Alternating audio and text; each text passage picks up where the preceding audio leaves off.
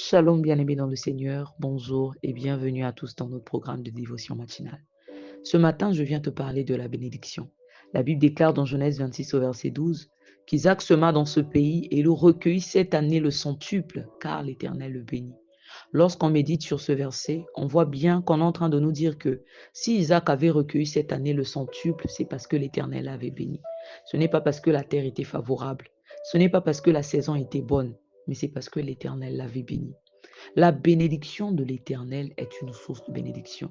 Bien-aimé, lorsqu'on médite cette parole de Genèse 26 au verset 12, on voit que cette parole de Proverbe 10 au verset 22 prend tout son sens parce que la Bible déclare que c'est la bénédiction de l'Éternel qui enrichit et ne se fait suivre d'aucun chagrin.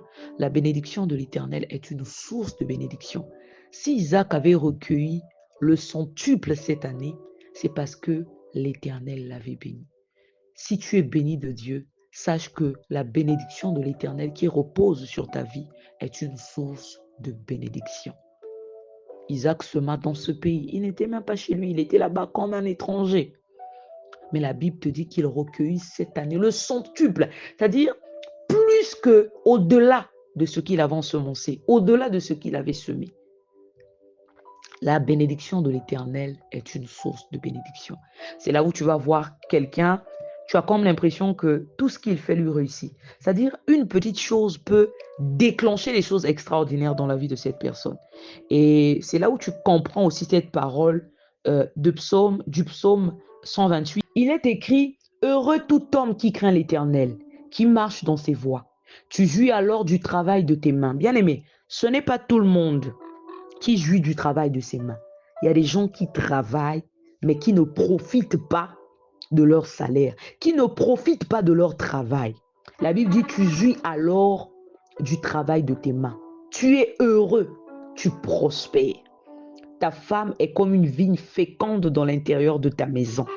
Tes fils sont comme des plants d'olivier autour de ta table.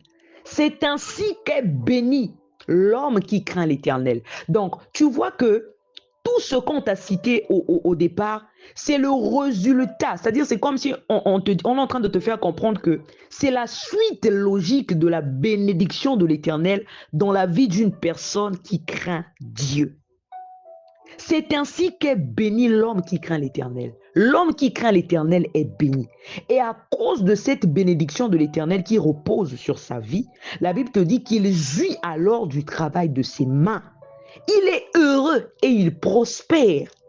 Il craint l'Éternel, la bénédiction de l'Éternel repose sur sa vie. Et cette bénédiction de l'Éternel est une source de bénédiction. On te dit que sa femme est comme une vigne féconde à l'intérieur de sa maison. La bénédiction de l'Éternel n'est pas toujours dans le fait d'avoir beaucoup d'argent.